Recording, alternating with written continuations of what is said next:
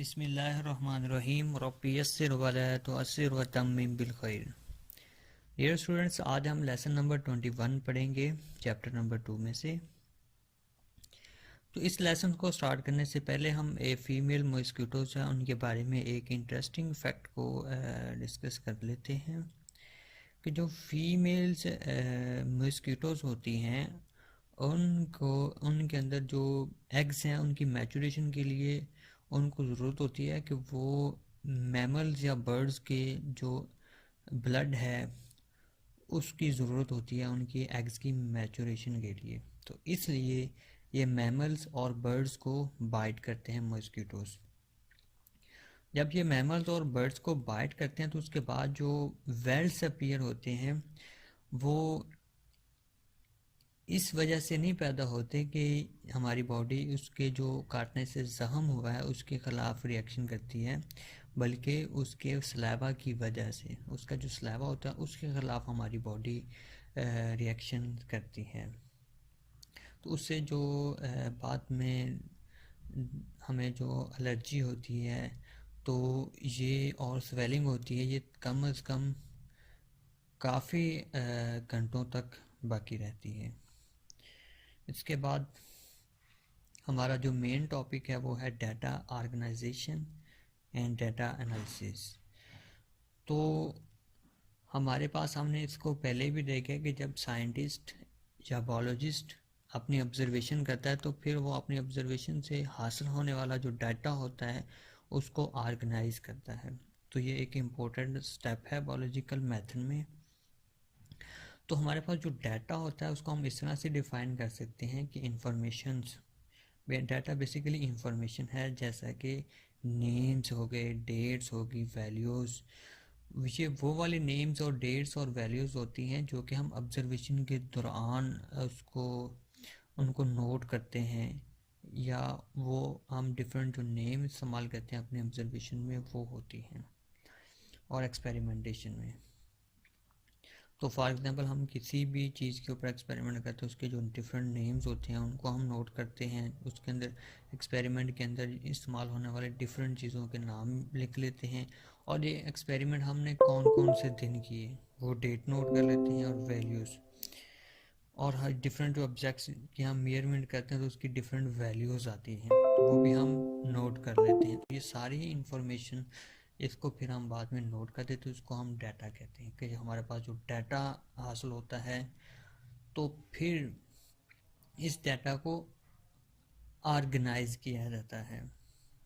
तो इस ऑर्गेनाइज करने का मकसद क्या होता है, फ़ायदा क्या होता है फिर बाद में डाटा को जब हम ऑर्गेनाइज कर लेते हैं तो उससे डाटा एनालिसिस करना बहुत आसान हो जाता है। तो इसलिए डाटा एनालिसिस करने से पहले हमें डाटा को ऑर्गेनाइज करना होता है।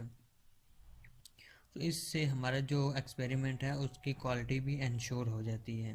तो हमारे पास जो डाटा है उसको डिफरेंट फॉर्मेट्स में ऑर्गेनाइज किया जाता है, जैसे कि ग्राफिक्स में, tables, flow charts, maps and diagrams. तो इनकी फॉर्म में हम डाटा को ऑर्गेनाइज करते हैं। तो इसके बाद हमारा टॉपिक है डाटा एनालिसिस। डाटा एनालिसिस में हम जो हमारे अब डाटा जो ऑर्गेनाइज हो चुका होता है उसको फिर बाद में हम एनालिसिस करते हैं। तो इसके लिए हम स्टैटिस्टिकल मेथड इस्तेमाल करते हैं जिसमें हम रेशो और प्रोपोर्शन को यूज़ करते हैं। तो इससे पहले कि हम इनको यूज़ करें तो हम इनकी डेफिनेशन को जानना बहुत ज़रूरी होता है। रेशो क्या होती हैं, प्रोपोर्शन क्या होती हैं। तो रेशो हमारे पास जो बेसिकली वो एक रिलेशन होता है दो नंबर्स के दरमियान में, for example A and B. तो इसको हम क्वेश्चन की फॉर्म में, क्वेश्चन की टर्म्स में हम इसको एक्सप्रेस करते हैं। जब हम दो नंबर्स के रिलेशंस को, ए एंड बी दो नंबर्स हैं हमारे पास, ये कोई भी हो सकते हैं, उनके रिलेशन को जब हम क्वेश्चन की फॉर्म में एक्सप्रेस करते हैं तो इसको हम रेशो कहते हैं कि एक जो नंबर है उसका दूसरे नंबर के साथ क्या रिलेशन है, वो उससे कितना ज़्यादा है या कितना कम है। तो इसमें हम बेसिकली ये देखते हैं। रेशो में भी express by putting a division और colon mark between two numbers. तो हम जो रेशो होती है उसमें हम ये भी उसको नोमिनेटर और डिनोमिनेटर की फॉर्म में भी लिख सकते हैं, उनके दरमियान में डिवीजन भी डाल सकते हैं और कॉलन भी डाल सकते हैं। ये डिफरेंट फॉर्म्स हम इसको एक्सप्रेस कर सकते हैं। For example ratio between 50 malarial patients and 150 normal person is 1:3। तो इसमें देखिए हमारे पास ये 50 और 150 की जो रेशियो है इसको हम सिंप्लीफाई इस तरह भी कहते हैं 1:3। तो हम जब 50 से दोनों को डिवाइड करें तो हमारे पास ये सिंपल रेशियो आ जाएगी। उसके बाद प्रोपोर्शन में हम दो हमारे पास रेशोज होती हैं, उनको इक्वलिटी के साइन से कंबाइन कर देते हैं तो वो हमारे पास प्रोपोर्शन आ जाता है। प्रोपोर्शन को हम 4 डॉट से भी रिप्रेजेंट करते हैं। अगर हमारे पास प्रोपोर्शन के अंदर 3 वैल्यूज़ अगर हमें मौजूद हैं फॉर एग्जांपल, तो हम जो चौथे वाली एक्स वैल्यू है उसको मालूम कर सकते हैं। तो इसको हम कैसे मालूम करते हैं, उसके लिए हम एक एग्जांपल को स्टडी करते हैं कि अगर हमारे पास 3 वैल्यूज़ गिवन है, कोई भी 3 वैल्यू, तो उसमें से हम जो चौथी वैल्यू है उसको कैलकुलेट कर सकते हैं। तो हमने पीछे एक एक्सपेरिमेंट में देखा है कि अगर हम 20 स्पैरोस को बाइट करवाएं एक इन्फेक्टेड मॉस्किटो से जिसके अंदर मलेरियल जो प्लाज्मोडियम है वो मौजूद हैं, तो उसमें से 14 को मलेरिया हो गया था, लेकिन जो रिमेनिंग 6 थी उनके अंदर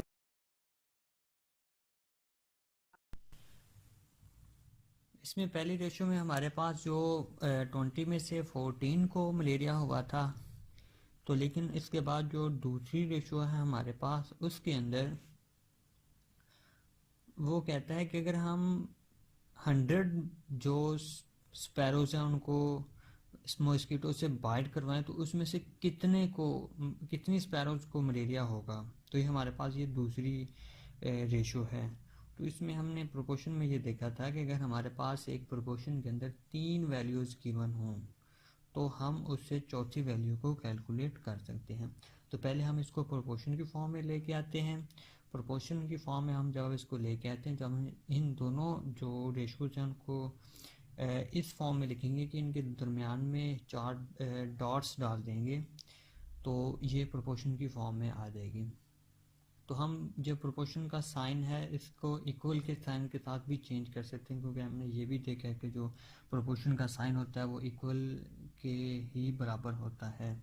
तो जब हम इसको ये इस फॉर्म में लिखेंगे तो ये हमारे पास फिर बाद में हम इसको इस तरह से क्रॉस मल्टीप्लाई कर देंगे, x को 20 के साथ और 100 को 40 के साथ, तो हमारे पास इक्वेशन की फॉर्म ये हो जाएगी। उसके बाद जब हमारे पास अगर हम इधर से 20 मल्टीप्लाई हो रहा है, अगर इक्वेशन की इस साइड पे लेके आएंगे तो ये डिवाइड हो जाएगा। तो इस सूरत में इक्वेशन की जो फॉर्म है वो ये हो जाएगी। जब हम इसको इससे डिवाइड करके इससे मल्टीप्लाई करेंगे तो हमारे पास जो आंसर आएगा वो होगा 70। तो इसका मतलब ये है कि हमारे पास अगर हम 100 स्पैरोज को मलेरियल जो मॉस्किटोज है उसके साथ बाइट करवाएं तो उसमें से 70 को मलेरिया हो जाएगा। तो इसको हम इस तरह से भी लिख सकते हैं फिर बाद में। तो इस तरह से जो स्टैटिक्स है उसको यूज़ करते हुए हम मीन वैल्यूज़ निकालते हैं। This step is very important as it transfers raw data into information which can be used to summarize and reports result। तो इससे हमारा जो रिजल्ट्स हैं वो समराइज भी हो जाते हैं फिर, ताकि हम उनको बाद में रिपोर्ट कर सकें। ये था हमारा आज का लेसन। इसके लिए आपके पास होमवर्क में एक शॉर्ट क्वेश्चन और एक लॉन्ग क्वेश्चन है।